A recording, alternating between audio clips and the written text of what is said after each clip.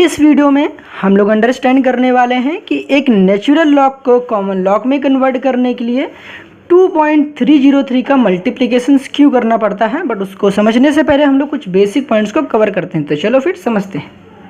अब जैसा कि आप जानते हैं या नहीं जानते हैं तो जान लीजिए कि लॉगरिथम का शॉर्ट फॉर्म क्या है, लॉग। और लॉग जो होते हैं वो दो टाइप्स के होते हैं, एक नेचुरल लॉग, एक होती है कॉमन लॉग।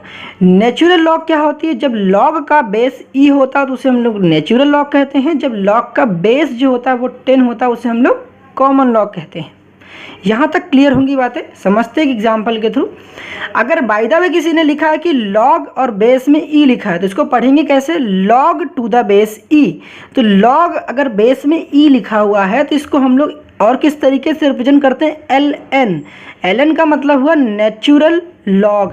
यहाँ पर डॉट क्यों लगाया है यहाँ समझते हैं। अगर किसी ने लिखा है कि log 5 टू द बेस ई तो इसको हम लोग और कैसे लिख सकते हैं, ln 5।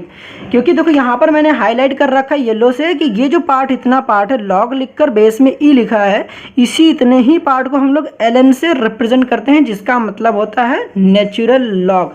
तो अब से कोई पूछता है कि नेचुरल लॉग क्या होता है, तो नेचुरल लॉग वो लॉग होता है जिसमें लॉग का बेस ई होता है, जबकि कॉमन लॉग में लॉग का बेस 10 होता है।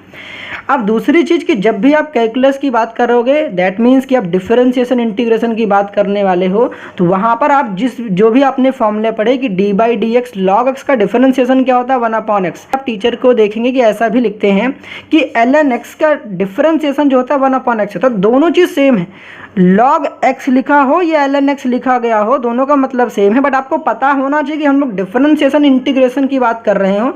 और लॉग के बेस में देखो यहाँ कुछ मेंशन नहीं है।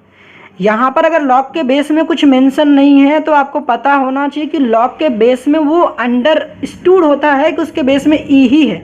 अब जब लॉग के बेस में ई होता है, लॉग के बेस में ई होता है तो उसको हम लोग ln कहते हैं, इसीलिए ln x हो जाता है। ln x का डिफरेंशिएशन होता है 1/x। तो पता होना चाहिए जिस फॉर्मूले को आप रट रहे होते डिफरेंशिएशन को, तो वो सारे ही हमारे नेचुरल लॉग के। तो बात समझ में आ गई होगी यहाँ तक। तो अब कुछ लोगों का क्वेश्चन होता है कि यहाँ पर सर ई क्या होता है, तो इसको भी अंडरस्टैंड कर लेते हैं, उसके बाद टॉपिक को समझते हैं आराम से। तो यहाँ पर भाई साहब जिस ई की आप बात कर रहे होते हैं, ये ई कुछ नहीं होता है, ये होता है कि special number that is Euler's constant. इसे हम लोग क्या कहते हैं, आयलर्स कांस्टेंट। ठीक है, ये क्या है, एक आयलर्स कांस्टेंट। जिस प्रकार से हम लोग जानते हैं कि ये क्या है, दिस इज पाई, उसी प्रकार से ये भी क्या है, एक आयलर्स कांस्टेंट है। इसकी भी एक स्पेसिफिक वैल्यू होती है।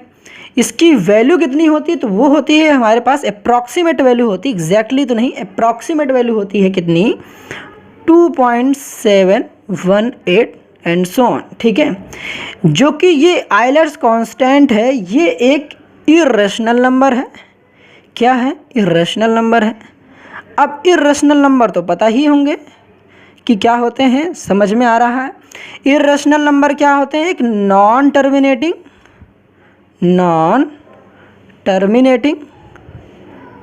एंड नॉन रिपीटिंग डेसिमल होते हैं, नॉन रिपीटिंग डेसिमल होते हैं। यहाँ तक बात समझ में आ रही है क्या, नहीं समझ में तो बता देना कि इर्रेशनल नंबर क्या होते हैं। इसको हम लोग एक सेपरेट वीडियो में कवर कर लेंगे। बात करते हैं पाई की, तो पाई की अप्रॉक्सीमेट वैल्यू कितनी होती है, 3.14, और this is approximately equal to 22/7। अब याद रखना, मैं बार बार कह रहा हूँ कि जो पाई होता है, जो पाई है, याद रखना, मैं फिर कह रहा हूँ, पाई जो है, पाई जो है क्या है, एक इर्रेशनल नंबर वो भी है। पाई भी क्या है, एक इर्रेशनल नंबर है। जिस प्रकार से आयलर्स कांस्टेंट एक इर्रेशनल नंबर है, उसी प्रकार से पाई भी एक इर्रेशनल नंबर है। यहाँ तक बातें क्लियर हो गई होंगी। अब बात करते हैं अपने मुद्दे की। अब आपको पता है कि हमें ये प्रूफ करना है कि नेचुरल लॉग को कॉमन लॉग में कन्वर्ट करने के लिए, दैट मीन्स कि लॉग में बेस ई को बेस में 10 में चेंज करना हो, तो हमें भाई साहब 2.303 का मल्टीप्लिकेशन क्यों करते हैं, इसको अब समझते हैं।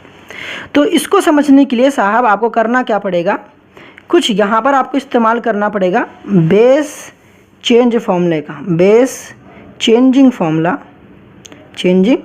फार्मूला, जो कि लॉगरिथम का ही एक रूल है बेस चेंजिंग फॉर्मूला। अब वो क्या होता है इसको समझते हैं।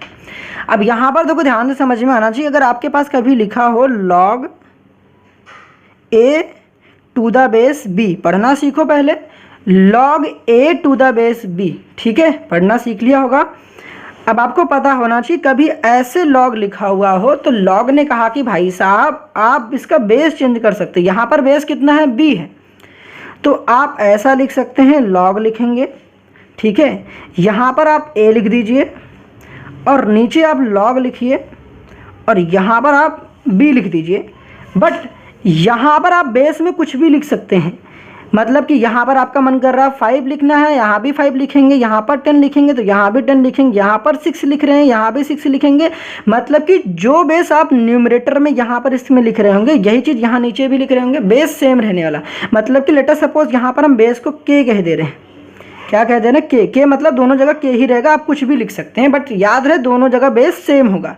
तो यही है बेस चेंजिंग फॉर्मूला, इसी का इस्तेमाल करके ही क्या आया है 2.303 आया है, ठीक है, समझ में आ रहा है। तो समझते हैं, देखो अब मेरा जो क्वेश्चन है वो क्या है, तो यहाँ से भी स्टार्टिंग हो रही साहब, जो हमारी कहानी की शुरुआत है वो यहाँ से है, log लिखा हुआ है, x है टू द बेस e है, इस फॉर्मूले में सब कुछ रखते जाओ सब कुछ समझ में आ जाएगा।